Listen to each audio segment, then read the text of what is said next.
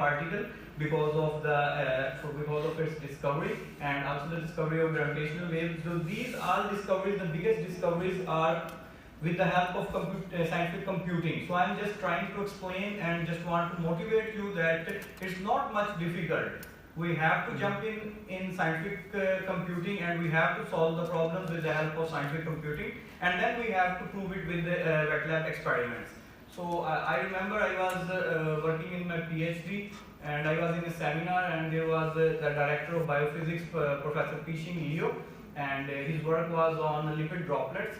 So he just discovered a protein DRP1, and I was in the audience, and he just said that I have a dream that I can see the structure of DRP1 protein, but I don't have much resources to crystallize it or use the NMR technology, and he also has got expertise in that. I listened that, and after 10 days I just went to his office and I showed him the three-dimensional structure of DRP1 protein with the help of computing power. Well, after that, he recruited a bioinformatician from Pakistan who performed a simulation analysis for ATP and production of ATP, and they proved it with the help of computational power.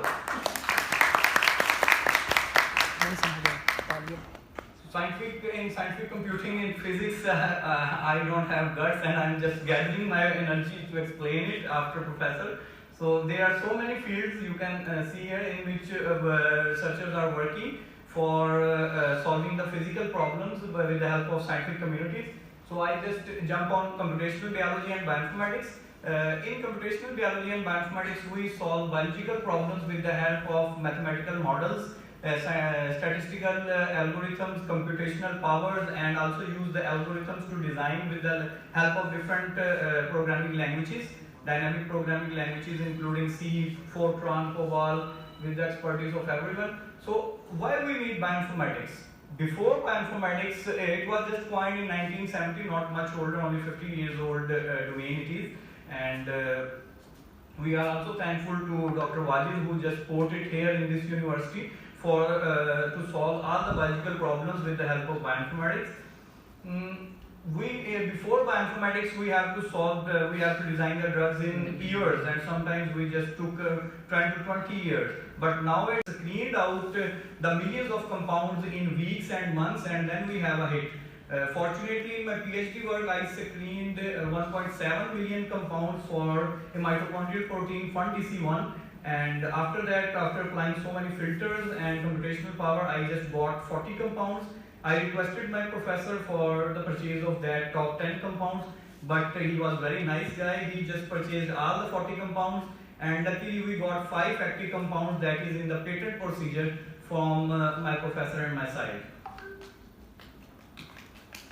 So bioinformatics has so many diverse fields in genomics, transcriptomics, omics, proteomics, and the agriculture sciences. So here I have a basic structure of how we just perform simulation modeling for some biological problems. Like first of all, we should have a sequence. Maybe it is protein sequence or a DNA sequence or any complex problem. After that, we just structure it. We just use dynamic simulations for modeling. We just evaluate the function. We just elucidate the function, and then we just report it how it is working or how this mechanism works. After that, we just apply the experimental techniques and just verify that the computational work we perform has some authentication.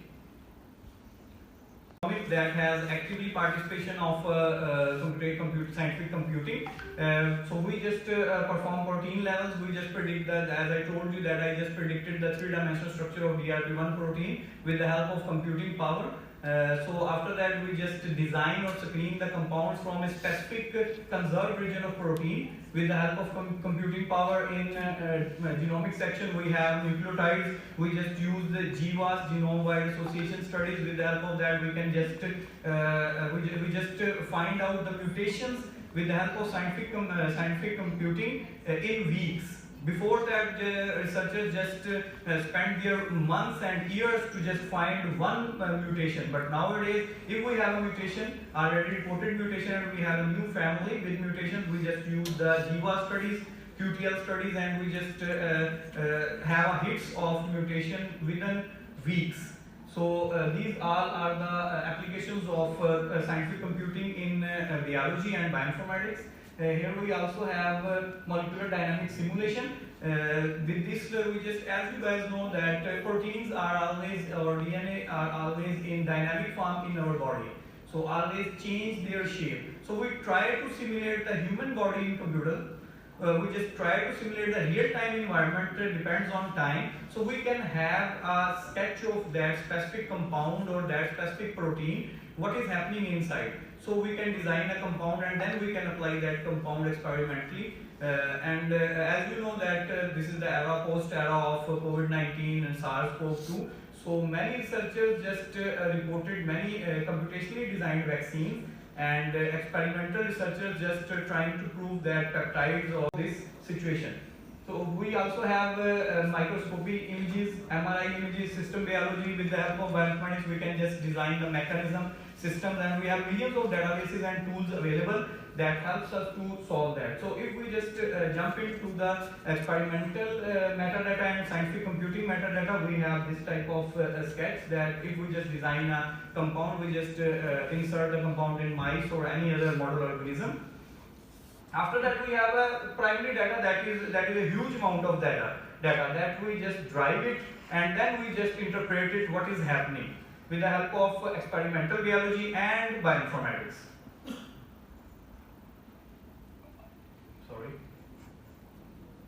So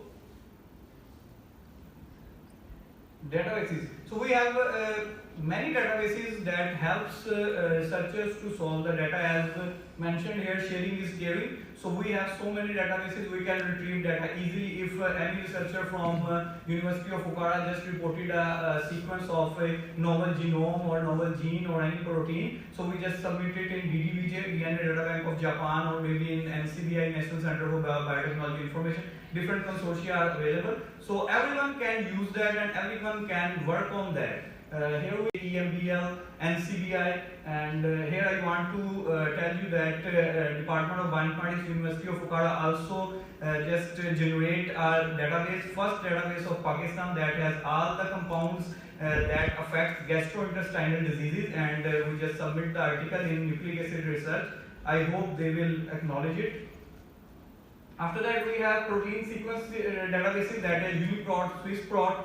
These databases have all the proteins available in the world. So you just go on that or just open that website and database, and you just can take that protein sequence and you can work completely on that.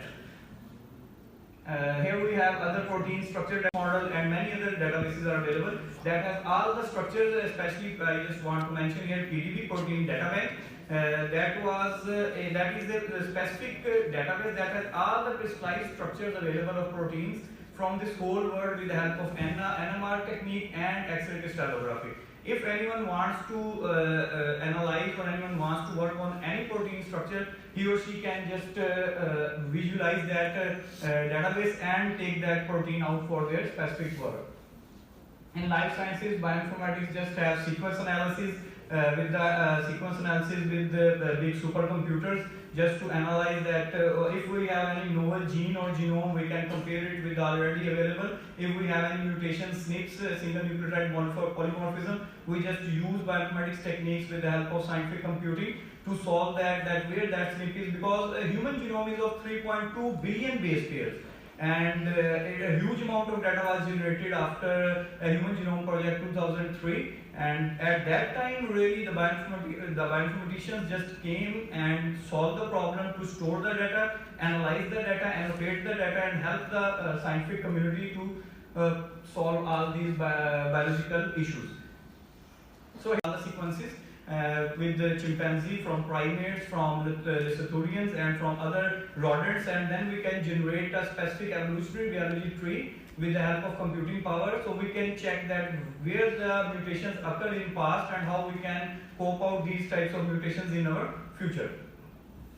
These databases are available online that has the genome of different organisms like Homo sapien from 2001. So these total genomes of all these organisms are available on these databases. I am in hurry because time is very less.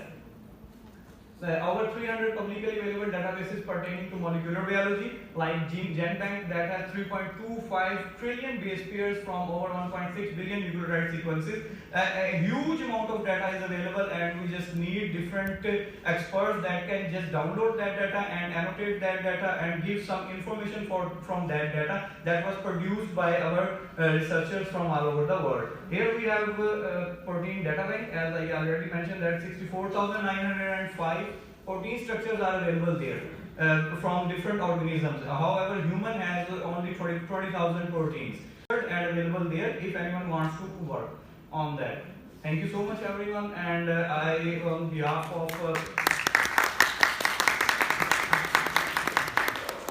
of Worthy Professor Dr. Wajid and Department of Bioinformatics, I welcome all of you for learning computational biology from Department of Bioinformatics. Thank you so much.